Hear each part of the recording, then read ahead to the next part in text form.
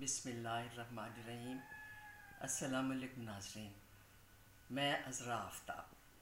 آج 5 فروری ہے۔ 5 فروری کی تاریخ ایک عجیب سا جذبہ لیے ہوئے ہے۔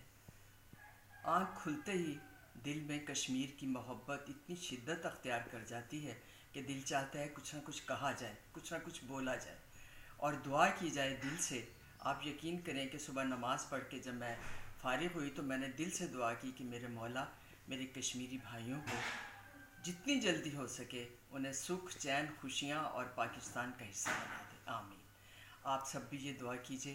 اور آج کے دن کے لیے مجھے اپنے ڈائریکٹرز اور اپنے رائٹرز سے ایک درخواست کرنی ہے کہ پلیز برائے مہربانی کچھ لکھیے کشمیر کے بارے میں، کشمیر پر جو ظلم ہو رہے ہیں اس کے بارے میں، کشمیر کے ساتھ جو زیادتیاں ہو رہی ہیں اس کے بارے میں لکھیں، اس کے ڈرامے بنے، وہ پیغام جو ہے وہ ہماری نئی جنریشن کو جائے، انہیں پتہ چلے کہ ہمارے آباء و اجداد نے کتنی قربانیاں دی تھیں کشمیر کے لیے اور پاکستان بننے کے لیے۔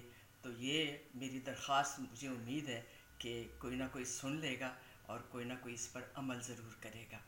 پاکستان زندہ باد، کشمیر پائندہ باد۔